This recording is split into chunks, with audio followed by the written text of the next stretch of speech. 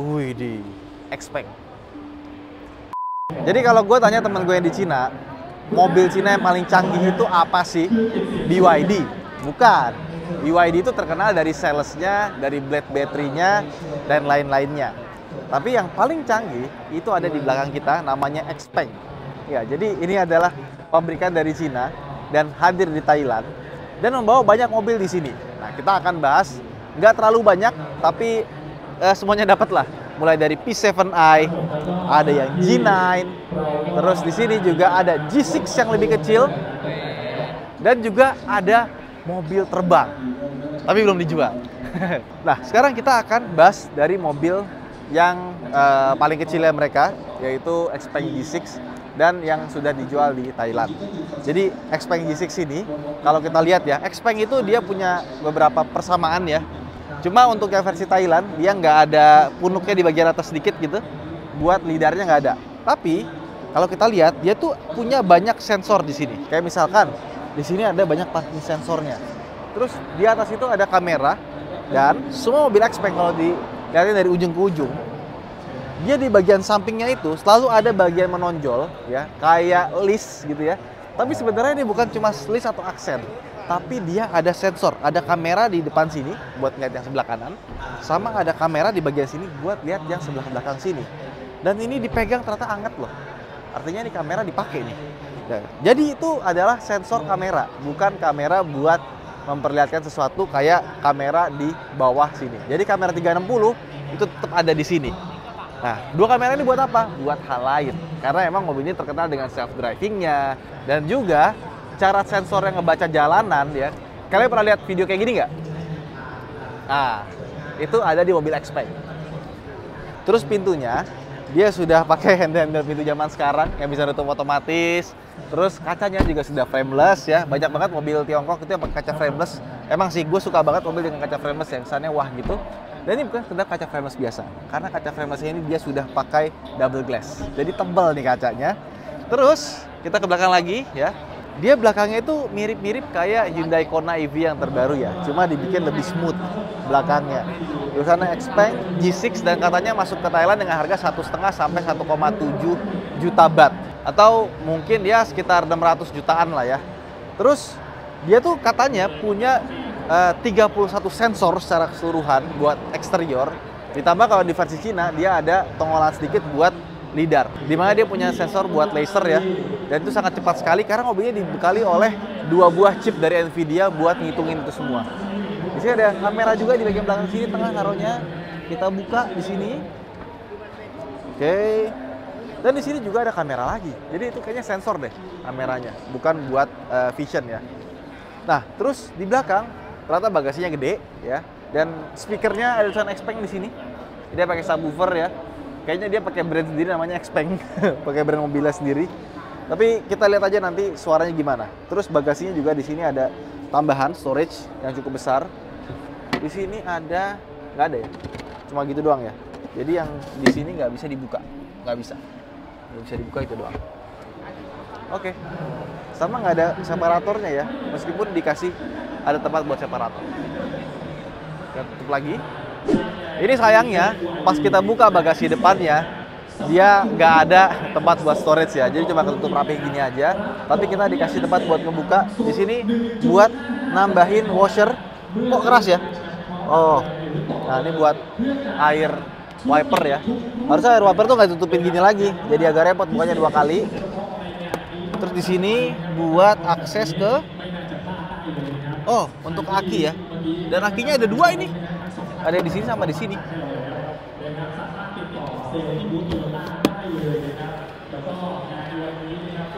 Ini apa nih? Sekarang kita tutup aja. Sekarang kita masuk ke dalamnya. Oke. Iya, dalamnya sih mewah sih ya. Dan nggak lebay sih. Jadi dibikin clean, modern, build quality-nya bagus sekali. Dan kita mendekat ke sini, ada sensor lagi.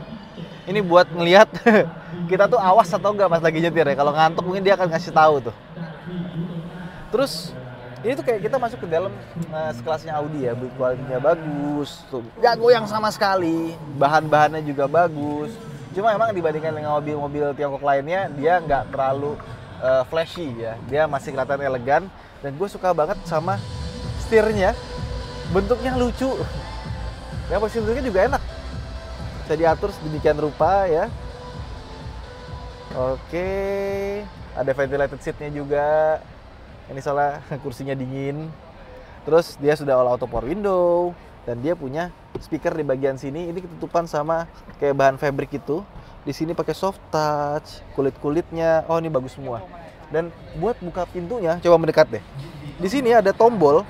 Kita pencet, nah dia bisa buat ngebuka pintu. Dan untuk emergensinya, kalau misalkan elektriknya nggak bisa mendadak, di sini coba mendekat, ya ada tuas bisa kita buka. Jadi di bagian sini nih ada tuas kecil. Jadi kalau misalkan elektriknya fail, nggak bisa buka dari sini, bisa dari bawah sini. Agak repot sih sebenarnya sih ya. Terus desainnya, lagi-lagi ngomongin desain, nih yang gue bilang, tuh lihat, ini ada orang di depan, kanan kiri itu bisa kelihatan secara jelas seperti ini. Dan bener loh itu. Di depan kita ada orang ya, kanan kita ada orang ya, di sebelah kiri kita ada mobil di situ. Terus ada mobil di depan kita tuh, Hilux, kelihatan. Wow. Jadi memang dia karena punya banyak sensor, punya banyak kamera, dia bisa ngeliat sampai segitu detailnya ya. Tapi memang ini adalah versi yang masih dijual di Cina. Jadi belum masuk ke Thailand secara setir kanan ya, ini masih setir kiri. Dan untuk bahasa juga masih bahasa Cina, gue juga bingung gimana caranya ya. Ini ada gambar, ini gimana? Oh, wah, ketutup. Kita naikin lagi nih, naikin lagi ya. Dan enggak nih, ini kita naikin lagi ya. Misalnya kita mau naikin separoh ya, nanti dia naikin separoh. Tuh, ya kan? Coba lihat lagi yang lain. Mana tadi ya? Bisa diputar-putar juga. Ini apa nih? Oh, buat nutup pintu ya. Dan real time dia. Oh, keren ya. Kursi. Iya bisa kita atur dari sini ya. Kerasa langsung. Ini buat ini buat ketinggiannya. Ini? Oh, ini buat tilting depannya ya. Nah, terus yang ini buat lambarnya. Ini buat nggak ngerti lah. Nah, terus setirnya itu juga tombolnya nggak banyak ya. Ada di putar-putar bagian sini, sama di bagian sini kanan kiri. Oh, kalau di sini buat AC loh. Temperatur bisa diatur.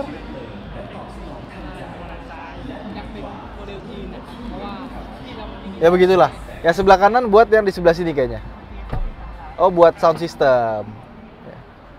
Dan AC-nya kita lihat, dia sama kayak BYD ya. Jadi nggak ada pengaturan buat kiri kanannya, semuanya dari sini. Dari sininya nih. Nah, bisa diarahin mau kemana. Ini sebenarnya agak nyebelin sih, karena kita harus masuk ke menu dulu. Tapi kalau udah kepake ya udah, kita kan nggak ngatur-ngatur lagi biasa di mobil ya. Cuma ini sayangnya bahasanya bahasa Cina aja, gue nggak ngerti. Kalau misalkan bahasanya Inggris mungkin gue bisa lebih ngerti ya. Sama di sini ada 2 buah wireless charging, ada buat cup holder, sama di bagian sini juga ada, storage-nya gede sampai ke bawah ya. Terus di bagian sini ada storage yang besar juga, lengkap dengan bidur-bidurnya yang rasanya jadi mewah. Ya, ini nggak bisa dibuka ya, cuma gini aja. Tapi ini mobil mewah sekali sih. Sekarang kita ke belakang yuk. Nah, sekarang bagian belakangnya, ternyata bagian belakangnya juga rasanya mewah sekali ya. Dan tipikal mobil Tiongkok, dia sama seperti Tesla ya, ada kacanya sampai ke bagian belakang. Dimana buat negara-negara tropis sih nggak cocok, karena panas. Mau seadem-ademnya atap atas, tetap masih rasanya harus tambahin kaca film lagi sih. Jadi gue lebih prefer yang bisa ditutup, dan ini sebenarnya masih banyak headroom ya. Jadi sebenarnya kalau dikasih tirai harusnya nggak masalah. Terus di bagian belakang sini kita dapat armrest yang besar sekali, dan ini kursinya lebar ya, empuk. Bukanya elegan sekali ya. Sama di sini ada AC, ada 2 buah USB, dan ini bisa kita lihat ya. Dari bagian belakang sini bisa kita lihat, dia tuh bisa dibikin rebah kayak gini atau tegak seperti ini. Jadi ternyata bisa diatur seberapa tilting buat recliningnya belakang. Oh, mewah sih ini ya. Nah, ini dari Xpeng yang G6. Sekarang kita lihat yang sebelahnya, yang G9 di atasnya. Sekarang kita masuk ke dalam yang G9, yang versi di atasnya G6 ya. Wow, sama ini juga mewah. Dan dia punya layar sebelah kiri sama sebelah kanan. Dan ini layarnya, pas kita duduk di sini ya, ternyata kita nggak bisa ngelihat layar yang di sebelah kanan. Jadi dia kayak ada kayak BlackBerry zaman dulu gitu, kita kasih anti spy. Nah kalau dari samping itu nggak bisa lihat, tapi kalau dari depan itu bisa dilihat dengan jelas ya. iQIYI ini apa nih? Gue nggak begitu ngerti ya. Ya ini bahasanya bahasa Cina, mungkin kalau dibikin bahasa Thailand gue juga makin gak ngerti sih. Nah ini ada iQIYI, ada Bilibili, Youku, ada kaca. Apa nih? Please peel off this mask before using touchscreen. Ini apa ya? Oke lah. Kayaknya gue mesti belajar bahasa Cina ini. Nah, ada beberapa yang bisa kita ini. Wah, langsung masuk relax mode tuh. Kursinya gerak sendiri. Ada orang. Ada orang. Dan dia punya auto seat ya. Jadi emang kayaknya ada buat relaxation modenya. Udah kita pencet tadi Zen mode ya. Nih lihat dong. Gambarnya jadi apa ini? Wah, ada burung lewat. Warna juga berubah jadi hijau ya. Sama AC-nya dia ada di ventilasinya di bagian sini nih. Keren sih. Sama ada wireless charging di bagian sini. Speedometernya juga ini displaynya jelas. Bagus ya. Gua amazed sama mobilnya. Terus kalau kita pencet yang ini sama seperti yang di depan. Kita bisa ngeliat di depan ada mobil apa aja tuh ya, ada Hilux miring. Depannya ada miring lagi. Kelihatan loh dari sini. Tuh ada lagi di sini. Cuma dia kalau ada orang lewat kan sensornya ketutup ya. Nah, jadi bisa nongol, bisa kayak gitu loh. Ini apa? Oke, ini tidak tahu. Sama untuk speakernya dia pakai namanya Xpeng Opera. Jadi sound systemnya dia bikin sendiri, nggak pakai brand-brand dari luar atau yang lain ya. Kursinya juga enak. Wah, bener sih kalau dibilang Xpeng itu di atasnya BYD dari secara kemewahan. Yes, gua setuju. Emang ini dalamnya lebih mewah. Nggak terlalu banyak gimmick-gimmick yang aneh. Cuma pas kita duduk, kita perhatiin, ini sih keren ya. Kayak apa ya? Kayak kita masuk ke dalam Audi Group gitu. Which ada easy exit-nya juga. Ini sampai belakang pun juga dia masih pakai frameless ya. Kita tutup. Wah, ini ini bikin males mobil. Aduh. Duduknya enak banget. Kacanya besar sekali. Ya cuma itu yang seperti gue bilang, ini kan masih jauh jaraknya ya. Tapi kenapa nggak bisa ditutup ya? Kalau di Cina mungkin adem, tapi untuk masuk Asia Tenggara kayaknya ini masukan buat Xpeng kalau nonton video ini ya, buat masuk market Indonesia dikasih tutupan deh biar lebih adem pas lagi siang hari. Terus di sini juga ada speaker ya, ternyata di sini speaker, di sini speaker lagi ya, jadi sepertinya meskipun dia pakai brand sendiri speakernya, harusnya suaranya bagus sih. Malu kalau ternyata jelek. Armrestnya juga gede, besar. Terus juga kulitnya juga lembut sekali, kayak napa leather tapi di atasnya loh. Ini kulitnya super lembut. Di sini ada cup holder, ada AC-nya, tapi nggak ada kontrol AC-nya di belakang. Sama di sini ada buat tempat naruh barang. Wah, ini ada sweatnya, mewah. Wow. Ini kalau kita lihat pegang bahannya duduk di belakangnya itu nggak rasanya kayak di apa? Gue waktu ke Korea pernah masuk ke Genesis. Ya, divisi mewahnya dari Hyundai, kayak Lexus ya Hyundai. Nah itu kurang lebih mirip-mirip kayak gini lah. Dipegang touch and feel-nya itu bagus sekali. Beda rasanya sama kita masuk ke Mercedes-Benz atau Audi atau BMW. Ini kayak dia mau mirip-mirip kayak Bentley, Rolls-Royce gitulah. Kalau dari dipegang-pegang ininya nih. Dan di Xpeng G9 ini dia punya bagasi yang super besar seperti ini. Di bagian bawahnya ada storage lagi yang besar. Sekarang kita tutup. Hup. Nah, seperti ini dia bentuknya ya. Nggak terlalu neko-neko ya. Tetap kelihatan simple, minimalistik, modern. Nah, terakhir nih. Ini yang pintunya bukanya.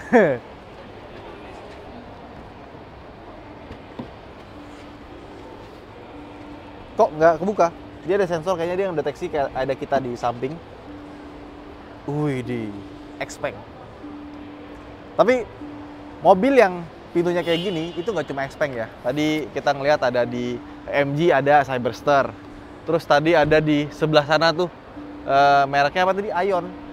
Terus ada lagi di tempatnya Neta juga ada yang pintunya begini dan semuanya otomatis ya. Nah, pintu kayak gini ada plus minusnya juga. Plus minusnya buka tutupnya lama ya. Tapi plusnya adalah kita nggak butuh space terlalu besar buat buka. Dan masuknya juga relatif gampang. Kita tinggal masuk seperti ini. Set. Oke. Langsung masuk ke dalam. Dan lagi-lagi atapnya kaca. Nggak bisa ditutup pula. Sekarang kita lihat belakangnya yuk. Nah, sekarang di belakangnya, ya karena ini bentuknya coupe ala-ala, kursinya emang nggak seenak yang G9 tadi sih. Yang G9 sih enak banget ya kursi belakangnya ya. Ya ini masih empuk, bagus, dan warna bahannya warna putih, bagus ya. Gila loh, ini mobil dipegang juga ini kayak Alcantara gitu, halus sekali. Kacanya besar juga, ditutup. Iya. Mobil Cina makin hari tuh makin bikin gua amazed aja. Kayaknya kita masih ke Beijing Motor Show deh. Kayaknya bakalan lebih gokil di sana. Yuk, kita keluar. Sekarang kita masuk ke dalam posisi pengemudinya ya. Tutup dulu, pencet di sini. Iya, dia akan nutup. Asik. Maju sedikit. Dia sensornya ada di bagian depan sini, bukan di samping kayak yang G9 sama G6 ya. Dan interiornya emang rasanya juga mewah, simple, nggak banyak aneh-aneh. Layarnya besar dan ada speedometer tengah yang nggak terlalu besar. Iya, so far ini mobil rasanya kayak duduk di sebuah supercar sih. Posisi duduknya bisa rendah sekali, ya. Setir genggam juga enak dan rasanya spesial aja dalam sini loh. Nice. Ini kapan masuk Indonesia ya? Tapi dari tadi kita ngeliat ya, Bangkok Motor Show ya, itu banyak banget Chinese brand. Dan setiap masing-masing Chinese brand tuh bikin kita kayak wow, wah keren gitu loh. Emang kayaknya sekarang eranya mobil Cina sepertinya. Cuma nanti tinggal kita lihat aja gimana durabilitasnya, after sale service-nya, dan yang pasti adalah harganya. Semakin banyak brand yang masuk, semakin banyak yang perang harga, maka yang diuntungkan adalah konsumen. Karena konsumen akan mendapatkan sesuatu yang lebih baik dengan harga yang lebih murah. Oke, kita keluar aja sekarang. Wih. Kebayang 5-6 tahun lagi di Indonesia banyak mobil yang buka pintunya kayak gini. Kita keluar mobil, masuk mobil. Nah, terus di mobil ini juga di sini kan ada kamera buat sensor. Di sini ada kamera buat sensor yang ke depan. Di bawah sini ada kamera lagi buat kamera 360-nya. Jadi emang mobil ini punya banyak sekali sensor ya. Di sini pun juga ada 2 buah kamera buat sensor juga. Jadi emang kalau dari ujung ke ujung, ini sepertinya Xpeng ini adalah mobil dengan sensor terbanyak. Gimana pendapat kalian soal Xpeng ini? Cocok nggak sih masuk ke Indonesia? Kalau masuk, kira-kira harganya berapa? Saya Hanif, sampai jumpa di vlog berikutnya. Jangan lupa untuk like dan subscribe. Terima kasih telah menonton. Bye-bye.